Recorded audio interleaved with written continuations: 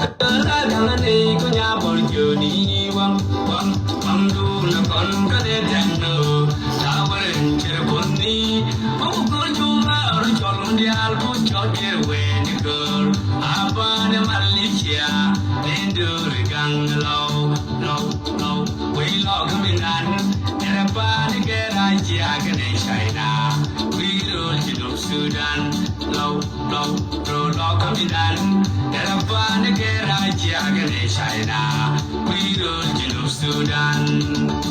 udu du kan ko cher mo do ni chen lo ke we ko le ke man kwa ni ka me Merke madon, merke mankwar, merke nyabuwal, merke nyadit, kurma kanda wiyar utuki done biyul, kama bekin galya, kuben joyir kai boy kijem pulnya, geni kena pulwa, wita gang udu kadengok, lajang ngatinya, kena jugal yang jol jugal gen, enjok kejongวันยางกางกองเป็นเช่นลำใจลุยเล่นยาละกอละมันนี่แค่ละกอละวิจารณ์เคียงบูกะชีมันบดบูอันว่าเดวิบูชาวิโลกะละทางนั้นเองก็ยาบริจูนีวังดูละก่อนก็ได้แทงดูดาวเรื่องเชื่อคนนี้โอ้ก็จูมาเรื่องจอลมันยาลพูดจอดเกี่ยวเวนิเกิร์อาปาเนมาลิเชียเป็นดูริกังlow we lo kaminan era pa ni ke ra chia ke ne china we ro chi do sudan low ro lo kaminan era pa ni ke ra chia ke ne china we ro chi do sudan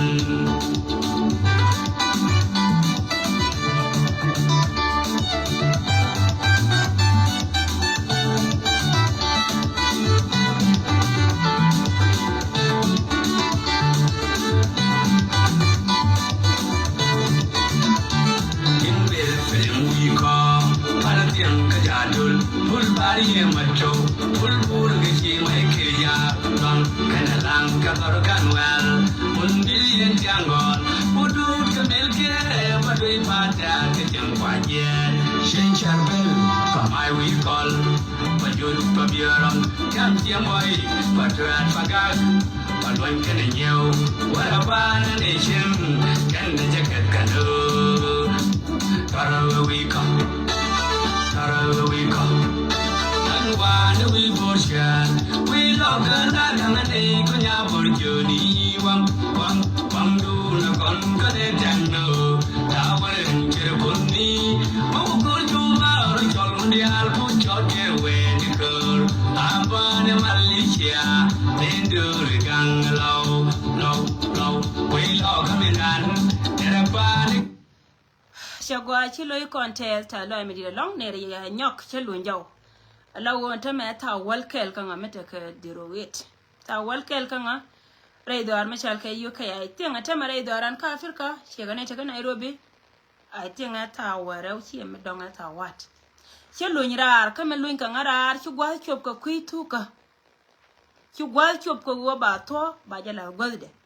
lat kontoni won batte ka tila palka ko wojen gor ka je go bi community baroda konjol ka palpin ka ba ka kula lat e chika kula pen gwal ni ken te ka tiche pen gwal ni ken de chaka nus menan te kan ko lat jere luin ka ngara ka yene dial kon ta ka Afrika ka man yene tin dial kon la yene gur gwal me chet ka me cha lar ye changa dan te ka ri da raw to gora wo jen bakala ko tim ye again and again me che bara che jo kor me tar ka je go be jibo ka jen ba berama dong be bo akele na mo Rauda wo jen poinde kantin dia la konte let konke chenyen kor kon tar kan kor te ka gwal daro te ko wajira manana te kor bajina ke bran biena chejen an ba barara ta me ka kui ka go gor go ba ya kam report la tode ka yene dia la kon leng yena wi mon keleu aran rodo kon accept ne rete ka de kon rodo ka ba la jin ngay ni gore ite kadu mi ci wele di duwar ci ja tu ka chanke kan jin mi ci ajibum chalo no go jini be pepe la nyen ne daro baram kel babon ka jen bara bruno go ano go jen barolan la mela toka do bana toka elio bana jalat ajen bana telet kon ga bana ka kula longa babarar ke dumbor char go bayelan mela tode mela toka roena ne chitwo ko borchar tam borchar en ci kore di altar borchar en ci nyen kede kurundia borchar en ci diet en ci dap rey weidan rey loka menen yene go jen ponde lar ka je go jen chana nga enemy borchar en ci jid jonga cieli gwani di alten tetin borchar bumbum borchar en ci dap ka gatin wana tamata rey to dana te ka gatin wan rey wei rey loka dan borchar chanang ede borchar chanang anay de konen chal ke ji kume ka borchar manan ka je chaja nan kor borchar chang eda ne je kana dor michal ke pajut borchar cha pen ka mani te konte la yen kalin en go jen poinde to kon ke te ka mandi cha pi ne kon si borchar cha pentin che ni jade te ka te chamtin ka chamun mari tin konte la nyin bab de la ger kana te ka te chamotin an gwa ber man te ma kwa kor kwa je te tar ka je ka gad borchar ko borchar cha dap borchar me chi kon kor ka pajut cha kon wa dab ga dang ba dek te lan kan ye borchar ka bom borchar me chi na le ne bene cha kon le ne ma an kore da ne linge ne chi na chi ka wurtin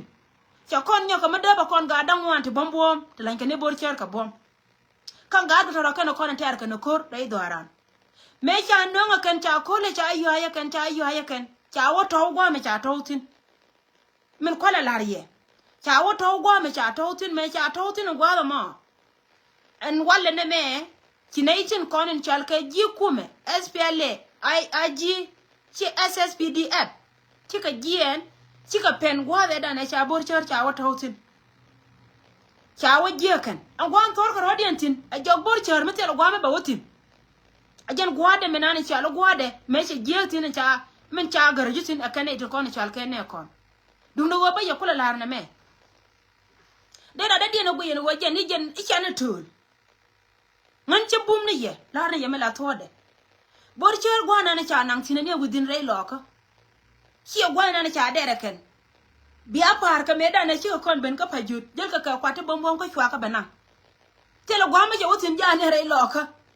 kan borchar kan ne bali boda ka wo kan ne bali boda mu wa kan ta je chwa ken wana nan tetin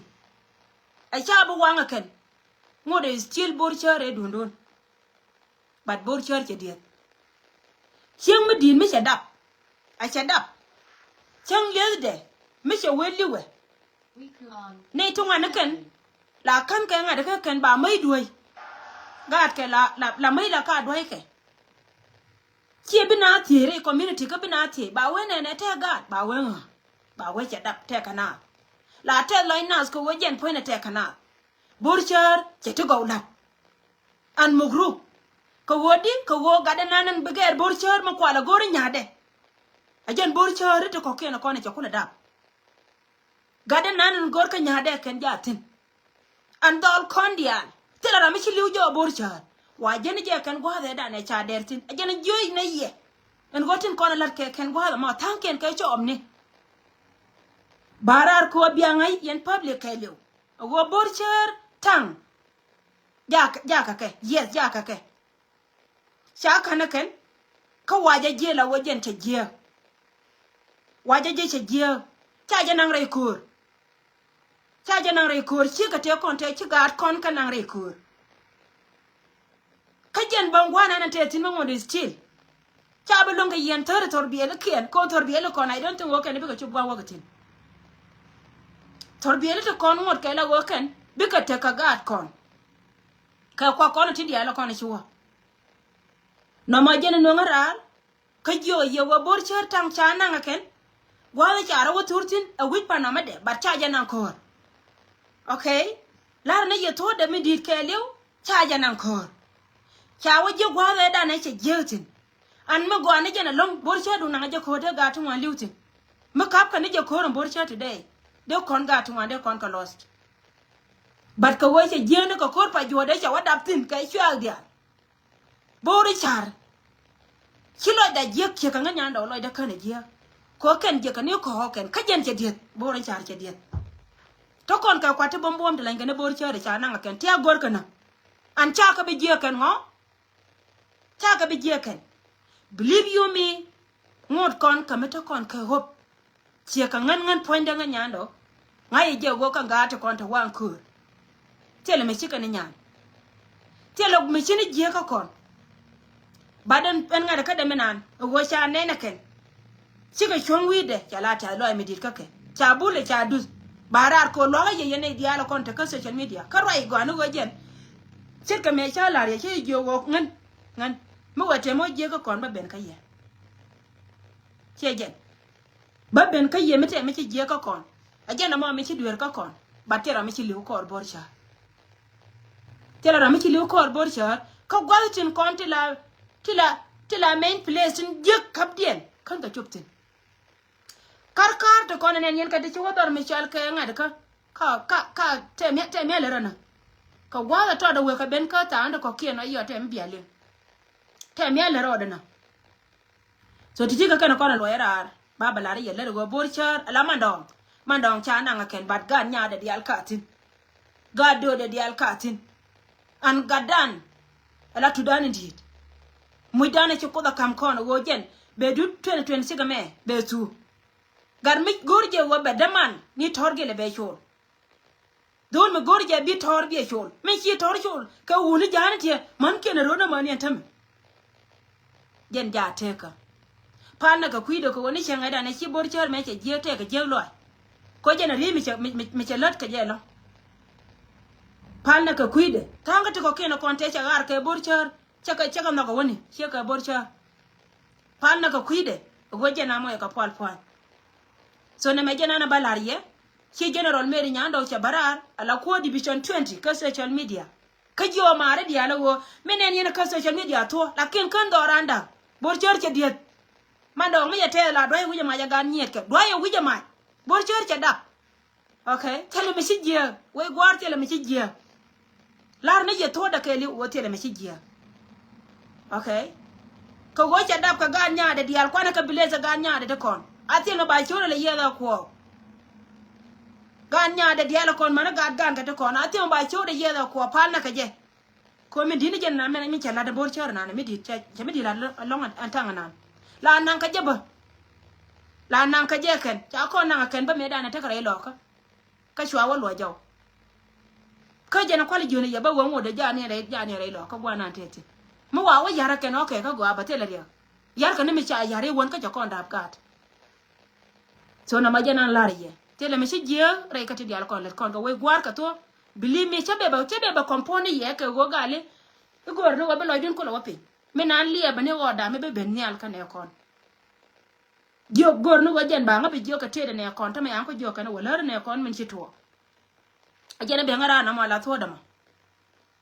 so my dan chi mando mo we wuli wala go ba wuje wo wanga ken wi monde ko wad me na munda ba bane jores in peace bo richard because then your conduct ga do da ka kel go kon kate ko kien ti atin ba antin dia la kon te anti ala garona re warame te kate ko en be bere kate ko kien ti dena kan ti atin pal ne won tin dia la kon cha no ka dia la kan be ko we kon ka jube so ka kan gwa ba pelti na mo ka jena be ka ngarar yene ka dia wi mon ke liu ramete gulgule ko cha ma nya do chi na gutur hey amandong mi chana mandong ajeni chana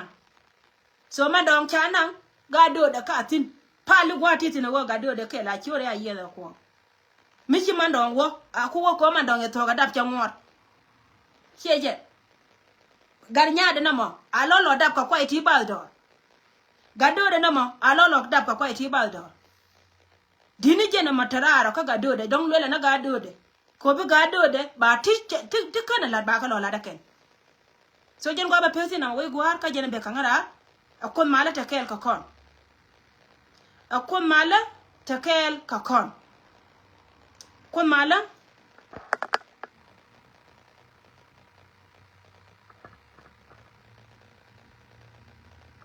okay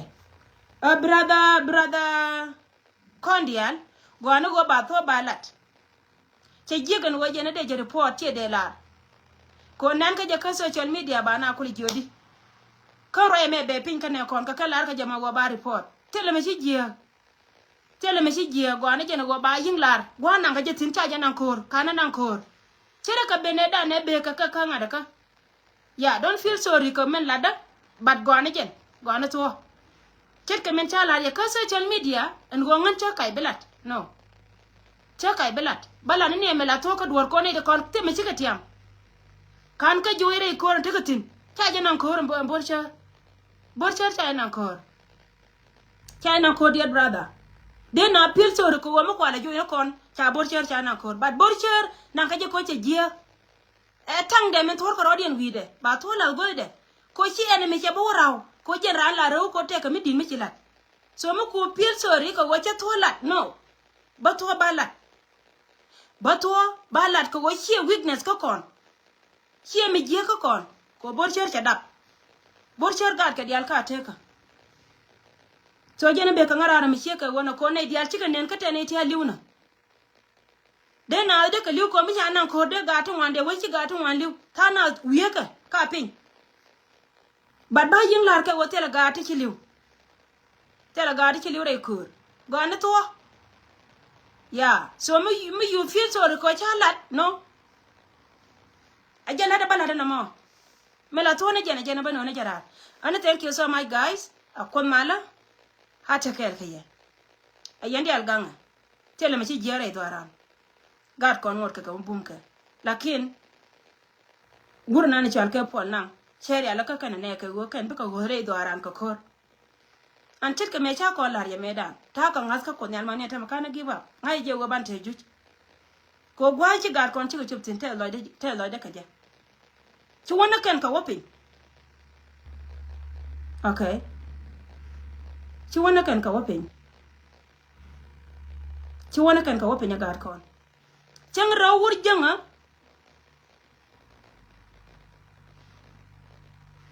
yeah thank you so much for the ko share respond my dear thank you so much this guy go ro ba respond go chi wona kon ka wopin wona kon ka won yal we gwar wona kon ka won yal